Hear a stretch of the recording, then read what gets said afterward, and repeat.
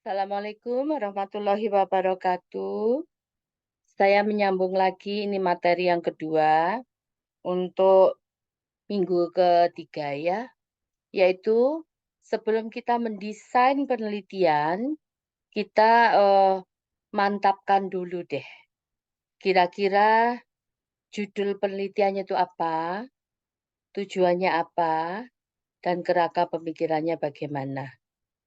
Meskipun ini adalah bagian juga dari proposal ya, namun paling tidak, Ibu ini dulu deh, Ibu singgung-singgung dulu di awal, sebelum minggu depan kita memasuki desain penelitian yang benerannya gitu ya. Jadi ini ibaratnya kayak preparation dulu lah, persiapannya dulu.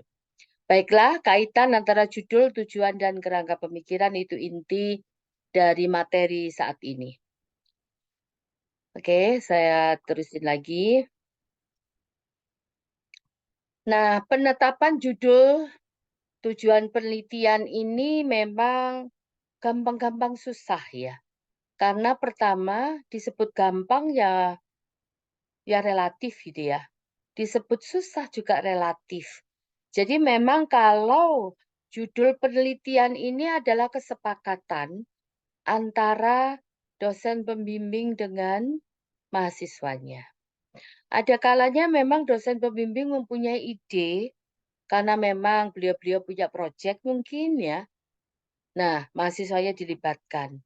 Tapi ada kalanya mahasiswanya yang mempunyai proyek atau mempunyai keinginan, dosen pembimbing mendampingi. Jadi apapun lah ya, yang penting ada kesepakatan antara judul, itu dulu, judul dulu. Nah, proses kesepakatan ini diserahkan ke masing-masing kelompok antara dosen dan mahasiswanya. Dosen kalau S1 cuma 1 orang, kalau S2 2 orang, S3 ada promotor, ada co, 3 orang bisa 4 orang, nah itu plus mahasiswanya. Jadi masing-masing dosen dan mahasiswa mempunyai apa namanya ke kewenangan sendiri-sendiri di dalam menetapkan judul. Oke, begitu judul sudah disepakati, maka yang lainnya mengikuti. Tujuannya harus konsisten dengan judul, kerangka pemikirannya juga harus sesuai, teori-teori yang dipakainya apa, pendekatan teorinya, mulai dari grand teori, middle range teori kalau memang mau pakai middle range juga, kalau enggak apa-apa. Nah, apply teorinya apa. Oke, jadi tujuan penelitian ini mengikuti judulnya. Oke. Nah, landasan teori ini memang harus tepat ya. Landasan teori yang dipilih memang harus mengikuti kaidah-kaidah konsep maupun asumsi dan ruang lingkup teori tersebut. Boleh menggunakan satu teori, grand, boleh menggunakan kombinasi lebih dari satu grand teori. Jadi itu diserahkan kembali ya kepada judul yang dipilihnya itu. Nah, landasan teori ini setelah teorinya tadi dipilih, maka variabel-variabelnya ini harus tepat. Nah, variabel tadi bisa juga dimunculkan di dalam judul, oke? Oke ya. Nah, ini tahapannya. Tahapan ini sebetulnya tahapan yang eh, sama lah ya, global lah ya, untuk semua penelitian seperti ini. Penelitian keluarga juga mengikuti penelitian-penelitian secara umum ya. Tujuan penelitian ya judulnya ditentukan, tujuannya apa, ada tujuan umum, tujuan khusus. Tadi judul tadi, maka biasanya ini ada macam-macam ya kebiasaan. Karena ini saya fokuskan untuk penulisan tesis, maka saya bisa apa namanya kaitkan dengan kebiasaan yang ada di PSIK, maka judulnya itu bisa terdiri atas variabel-variabel. Tetapi kalau, dan ini ada kaidahnya, nanti ada di MBPI ya, tidak boleh lebih dari 20 kata segala macam ya. Oke. Intinya judul tadi boleh menggambarkan nama variabel. Oke. Nah, judul tadi harus dituliskan, dicerminkan lagi ke tujuan penelitian. Nah, tujuan umum ada tujuan khusus. Kalau tujuan yang khusus itu juga harus meyakinkan atau apa ya, yakinlah gitu ya, bahwa tujuan khusus ini sudah mempertimbangkan atau melibatkan variabel-variabel inti yang ada di dalam judul. Oke. Lah nanti tujuan penelitian ini bisa 3, bisa 4 ya. Nah, masing-masing tujuan khusus itu berarti membutuhkan analisis yang tepat sesuai dengan tujuan khususnya. Oke. Nah, setelah itu lakukanlah studi pustaka. Studi pustaka ini ya meliputi yang variabel inti tadi. Variabel intinya misalnya ada 3 atau ada 4, yaitu tadi masing-masing variabel inti ini dilakukan penelusuran studi pustaka. Nah, setelah itu hubungan-hubungan antara variabel inti satu dengan yang lainnya juga ditelusuri studi pustakanya. Sehingga hasil dari penelusuran studi pustaka tadi disusunlah kerangka pemikiran. Nah ya, kerangka pemikiran ini bisa dimulai dari kerangka konseptual dengan pendekatan teorinya gitu ya. Kemudian kerangka konseptual tadi diturunkan menjadi kerangka empiris.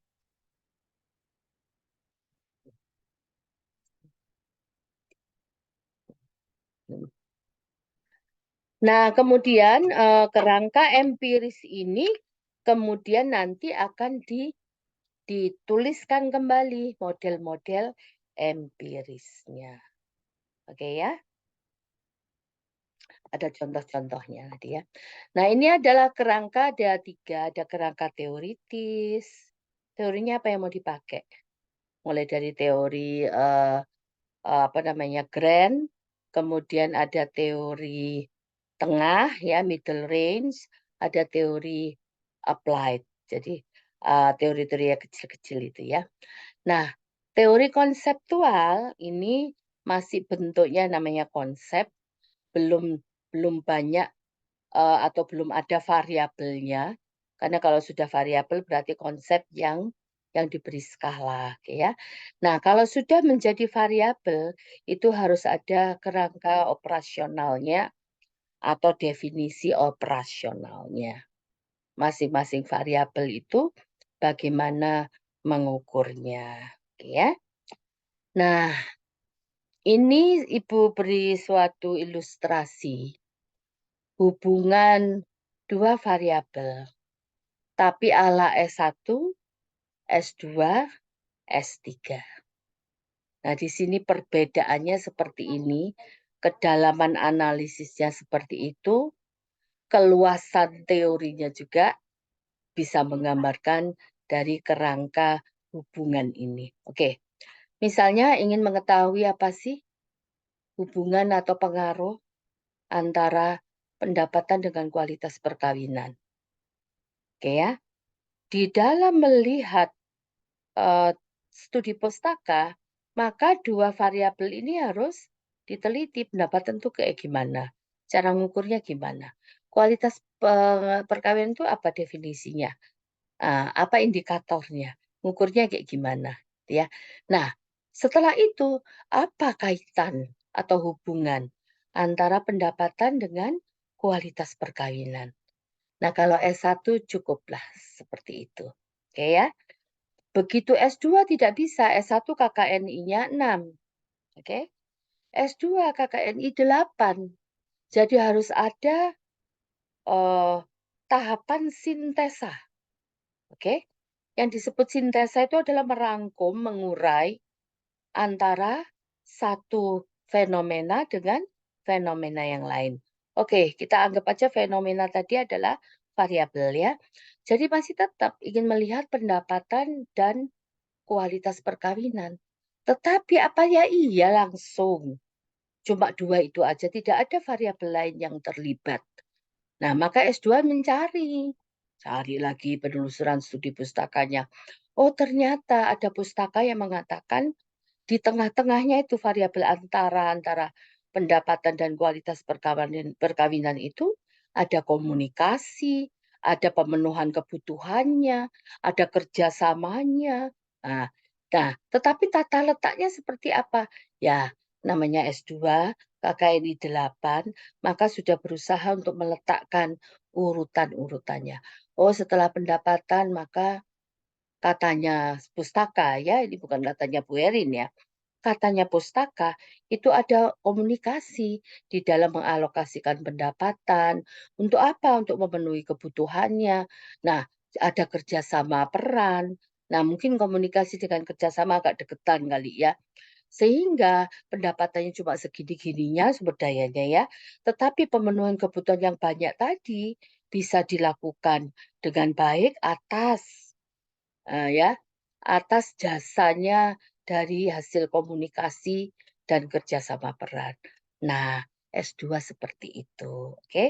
Maka ada satu tahapan sintesa yang sudah dilakukan di level S2, KKNI 8. S3 lain lagi, ditambah satu tahapan lagi menjadi implikasi kebijakan.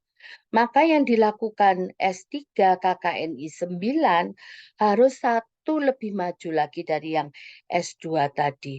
Oke, emang kalau sudah melakukan penelusuran pustaka terus ada variabel antara, ada komunikasi, ada pemenuhan kebutuhan, ada kerjasama peran, itu apa tata letaknya satu garis seperti kayak S2 ini? Kok kayaknya nggak coba digali lagi ya? Ternyata menemukan komunikasi pemenuhan kebutuhan itu ada di satu level, proses satu, kerjasama peran dan interaksi ada di level proses 2. Dan kemudian proses 1 dengan proses 2 ada hubungannya. Maka inilah yang disebut KKNI 3. Jadi menyempurnakan sintesa yang sudah dilakukan di KKNI 8 punyanya S2, tapi disempurnakan lagi. Nah, plus nanti implementasi kebijakannya seperti apa. Oke ya. Nah, ini berarti kaitannya antara judulnya kayak gitu ya, tujuannya kayak gitu ya, tetapi ada variasi antara S1, S2, dan S3. Dan kerangka pemikirannya juga bisa juga berbeda, meskipun menggunakan teori awal yang sama. Oke? Nah, tipe-tipe penelitian ini jadi nanti kalau Ibu apa namanya, mengajarkan di materi-materi selanjutnya. Kalau Ibu bilang penelitian deduktif, induktif tahulah ya gitu loh. Nah ini Ibu berikan yang sekarang ini adalah pengertian umumnya. Jadi tipe penelitian itu berbeda-beda tergantung berdasarkan apanya ya. Kalau kita bicara berdasarkan alur penelitian, maka tipe penelitian itu ada yang dikatakan deduktif, ada yang dikatakan induktif. Kalau deduktif ini adalah jadi lebih ke arah penelitian yang kualitatif. Jadi penelitian tadi itu tidak diarahkan menunjuk ke suatu kesimpulan berdasarkan uh, data yang diambil di lapangan, tapi berdasarkan keterangan-keterangan dari pustaka, hasil-hasil penelitian sebelumnya, mungkin juga observasi yang ada di lapangan, melihat TV ya, kemudian ya sedikit wawancara dengan key person atau orang-orang kunci ya. Orang-orang bisa juga dari pemerintahan, bisa jadi tokoh masyarakat ya. Diambillah semua dari situ, kemudian dilakukan rasionalitas. Oke, ini penelitian namanya deduktif. tidak berusaha untuk menghasilkan suatu kesimpulan hasil dari lapangan, tetapi lebih kepada explore ya.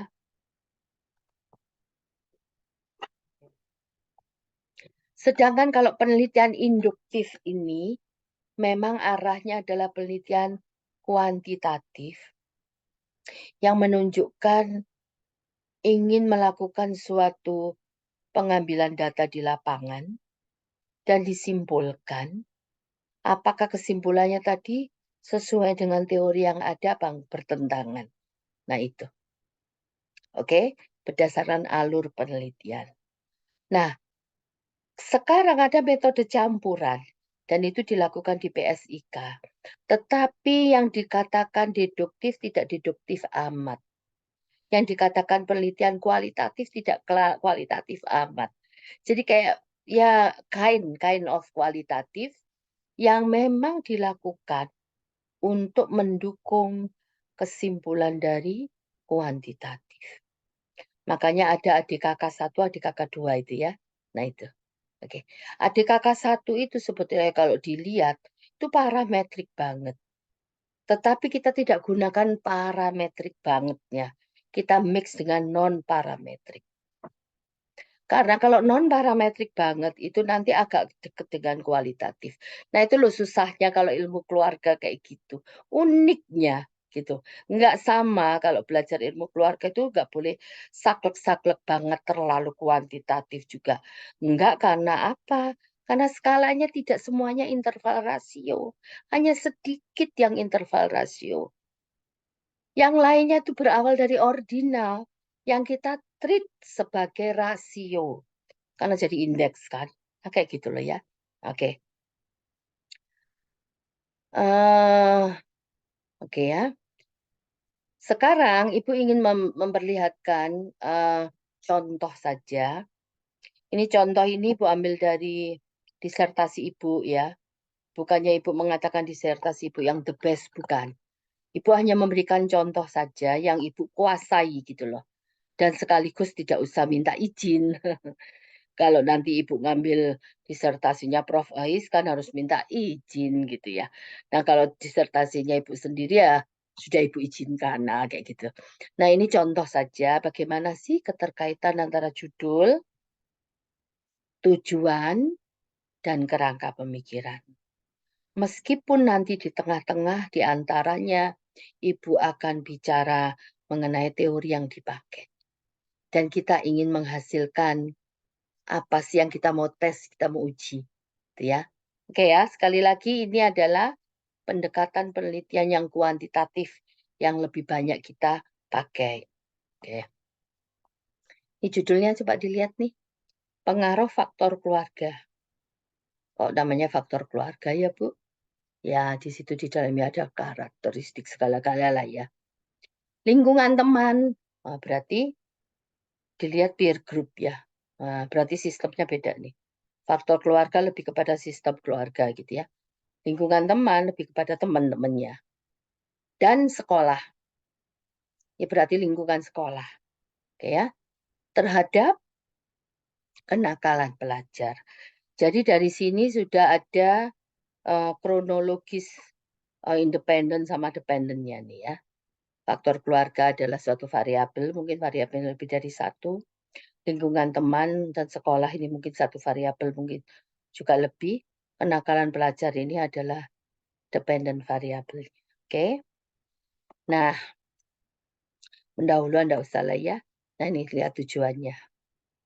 Karena nih waktu itu S3 saya itu agak apa ya artikelnya banyak gitu.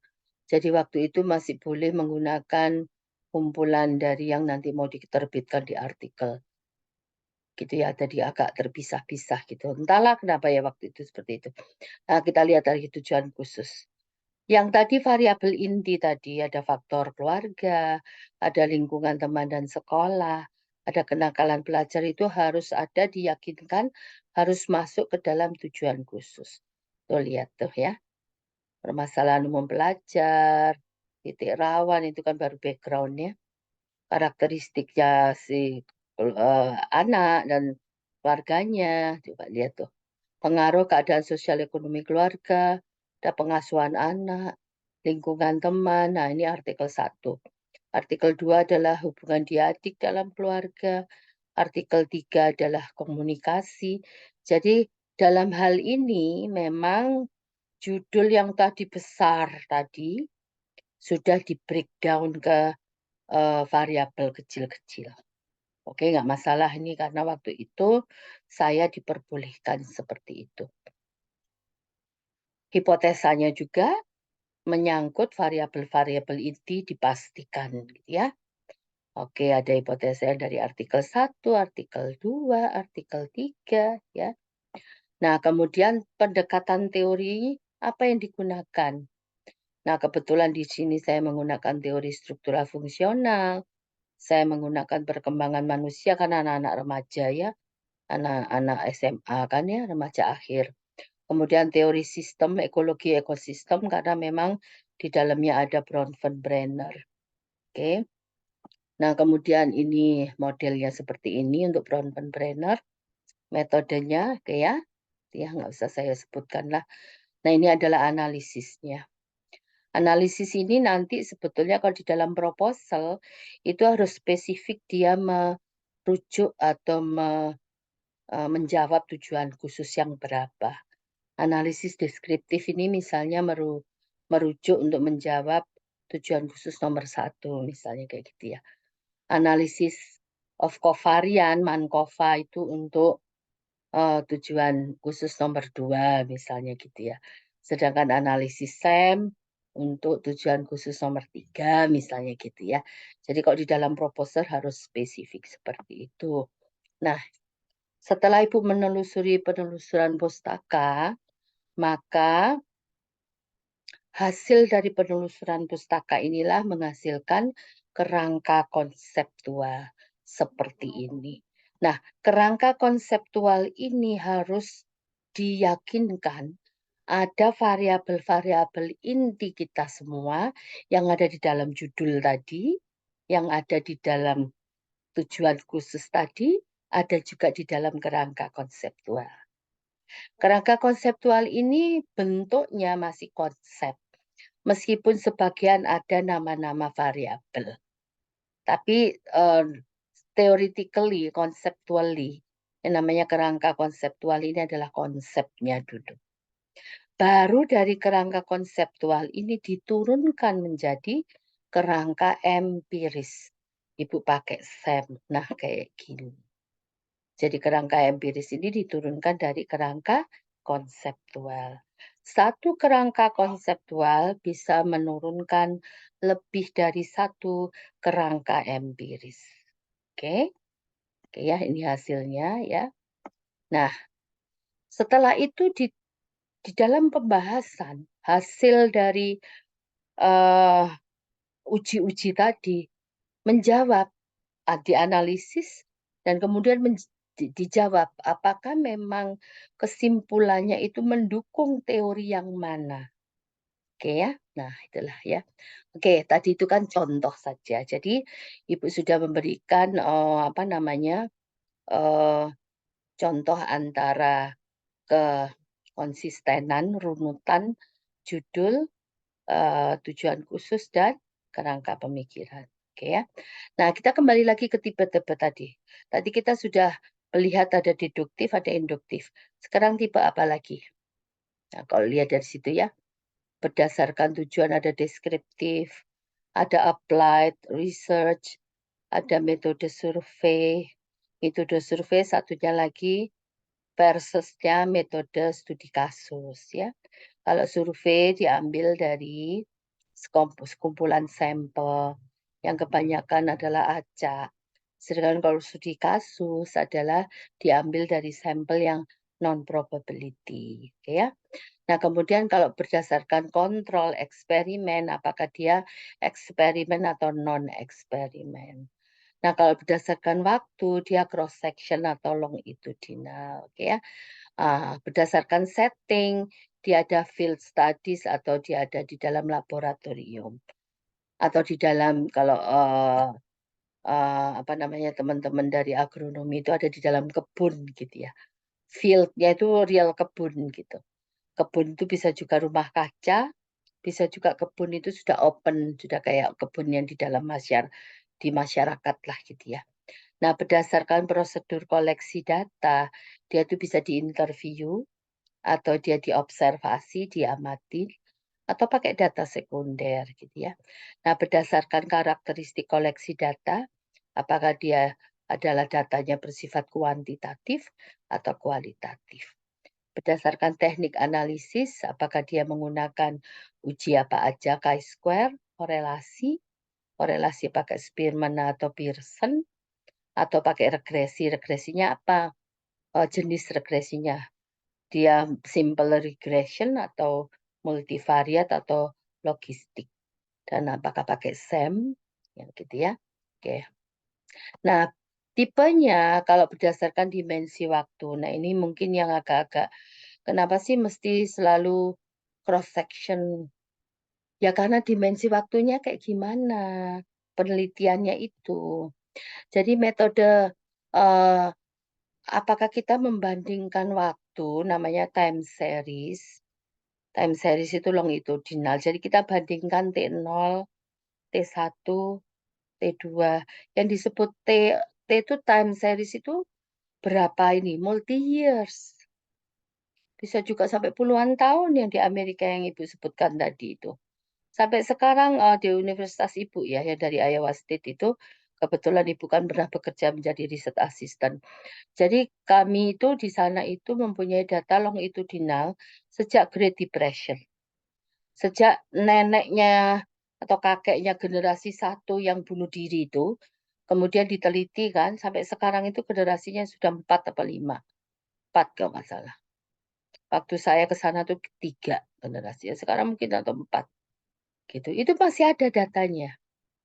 Ya mungkin dari sekian ratus ya jadi mungkin tinggal seperempatnya gitu kali. Tapi data itu selalu ada gitu ya. Nah, mereka selalu membanggakan ya data longitudinalnya itu. Terus kemudian dia bandingkan G1 dengan generasi 2 dengan generasi 3 dengan generasi 4 mungkin sekarang ini cuci apa ya? Cucu buyutnya kalau kita bilang buyut ya. Nah, atau kita itu tidak membandingkan ya sudah satu waktu itu namanya cross section. Tetapi bukan berarti kita tidak membandingkan. Kita bisa membandingkan before and after. Tetapi kita datangnya cuma satu waktu gitu loh. Nah, pada saat kita ngomongin before berarti kita recall memori dia. Oke? Dan kita tidak menyaksikan gitu loh. Nah, kalau yang namanya longitudinal ini, si peneliti menyaksikan sendiri apa yang terjadi sepanjang waktu itu. Oke ya. Jadi berdasarkan waktu, dimensi, itu tipe penelitian dibedakan cross-sectional versus longitudinal atau time series. Sedangkan berdasarkan tingkat kontrol eksperimen, tadi Ibu sudah bicara, dikatakan sebagai penelitian percobaan eksperimental atau non-eksperimental. Oke, oke. Nah, berdasarkan data, maka disebut ada penelitian kuantitatif, ada penelitian kualitatif. Ada mix campuran antara kuantitatif dan kualitatif. Oke, nanti ini akan diulang lagi minggu keberapa dia mix method itu. Minimal Ibu antarkan dulu. Penelitian kuantitatif ini adalah penelitian yang biasa dilakukan oleh IKK dan IPB secara umum. Karena memang di situ aliran paradigmanya, kuantitatif. Karena memang ilmu eksakta kan ya. Nah, analisisnya pun analisis yang parametrik. Sebarannya kebanyakan normal. Skalanya interval sama rasio, kayak gitu loh. Nah, sedangkan ilmu keluarga, meskipun berada di IPB, kita tidak bisa terlepas dari paradigma IPB yang kuantitatif tadi. Nggak bisa lepas dari situ. Tetapi karena karakteristik kita adalah non-parametrik, maka statistik yang kita gunakan lebih banyak non-parametrik meskipun nanti ada treatment kind of parametrik, semacam parametrik. Makanya kita selalu menggunakan indeks-indeks kayak gitu ya. Semuanya dijadikan indeks akhirnya. Karena memang seolah-olah ya karakteristik awalnya itu kualitatif, tetapi yang dikuantitatifkan, oke? Makanya ada uji reliabilitas, validity, segala macam. Skalanya ya dijadikan indeks, terus kita lebih kepada deduktif, induktif. Meskipun induktif pure-nya, tetapi deduktif kita masukkan karena pendekatan kualitatif itu untuk mendukung kesimpulan yang kuantitatif kayak gitu ya. Teori-teorinya segala macam, oke. Nah, yang kuantitatif ini akhirnya mempunyai pengukuran-pengukuran, levelnya bisa level individu, levelnya bisa level family, bisa levelnya couple, suami istri dan sebagainya, oke ya. Nah, kemudian yang kualitatif, nanti kita ulang lagi ya. Kualitatif yang ada di IKK tidak pure kualitatif. Kalau pure kualitatif itu agak sulit gitu. Meskipun ADKK2 itu adalah kualitatif, tapi kualitatif yang digunakan adalah tetap untuk mendukung yang kuantitatif gitu. Jadi penelitian kualitatif yang pure kualitatif itu ada di sosiologi, ada di antropologi, dan itu teman-teman KPM gitu ya. Nah, kemudian kualitatif ini memang banyak sekali harus kuat pustakanya. Pustaka yang kualitatifnya.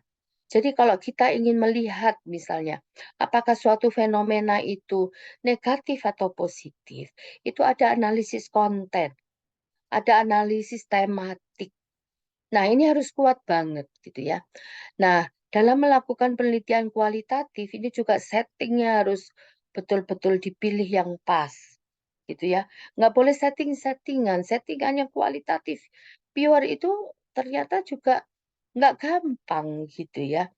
Nah, kemudian ada metode pengumpulannya, ada observasi, ada konten analisis, ada in-depth interview, ada analisis dari dokumen, dari foto, dari narasi-narasi gitu ya, dari misalnya koran-koran gitu. Nah, ini harus kuat banget konten analisisnya. Oke, kalau berdasarkan pengumpulan data, apakah memang tipenya diwawancara penelitian itu atau cara mengumpulkan datanya pakai observasi? Kalau berdasarkan settingan, apakah diatur melalui laboratorium seperti kayak child development kan ada di sekolah, ada di misalnya wawancara, ada dilihat diamati di dalam kelas gitu kan ya. Nah, atau mungkin di lapangan tua bisa juga di masyarakat secara umum, oke ya. Nah,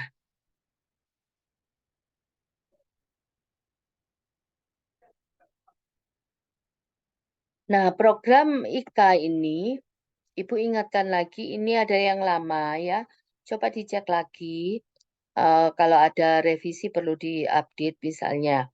Khusus untuk tesis, proposalnya seperti apa, kolokium, ujiannya, publikasi ilmiah nasional atau internasional, tesisnya itu sendiri, coba dipelajari ya.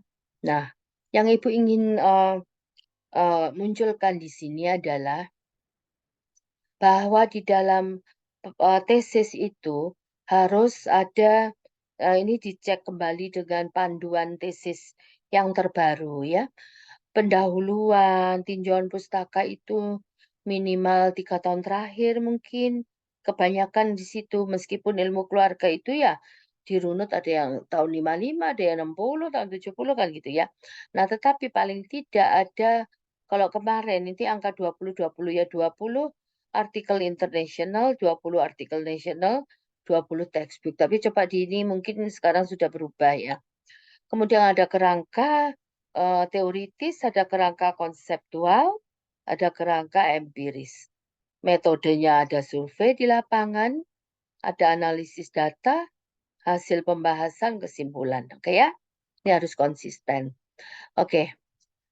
Judul penelitian yang diangkat itu nggak sembarangan. Tadi Ibu sudah sebutkan di awal ya.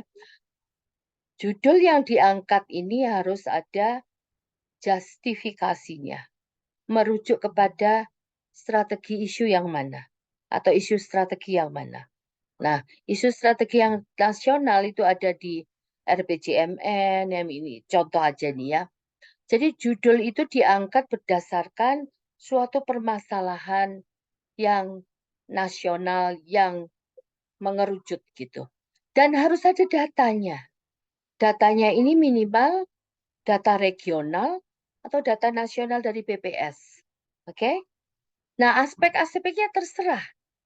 Mau aspek pendidikan yang diangkat, mau kesehatan, mau tenaga kerja, mau ekonomi, mau diskriminasi, dan itu juga disetujui, disepakati oleh dosen pembimbing.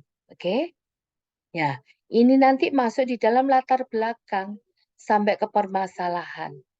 Gitu ya. Jadi ini yang level KKNI 8 itu seperti ini. Mulainya. Justifikasi mengapa kok judul ini penting diteliti. Itu diambil dari isu, pemetaan isu strategis nasional. Oke, bisa juga merujuk kepada global misalnya SDGs. Boleh, mangga saja. Ini contoh-contoh aja ya. Nah, ilmu keluarga adalah ilmu yang luas. Sehingga boleh dari entry point mana aja yang mau diambil. Apakah masalah hukum, ya perceraian, masalah KDRT itu ya hukum juga gitu ya.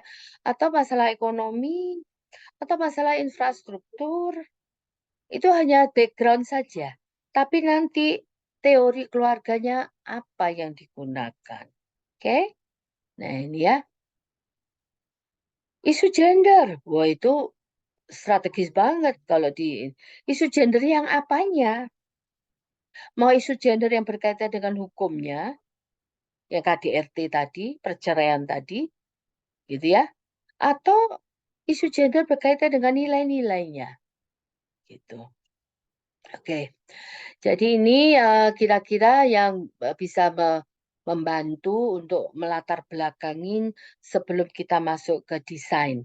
Insya Allah minggu depan kita masuk ke desain dari penelitian. Oke, terima kasih dari saya.